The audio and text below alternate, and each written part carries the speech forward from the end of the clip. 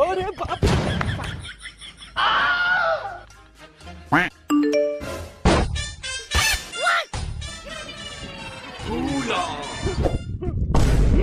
আরে বস মোবাইলটা বের হচ্ছে না কেন? কি ব্যাপার, মোবাইলটা এত নরম আর লম্বা কেন?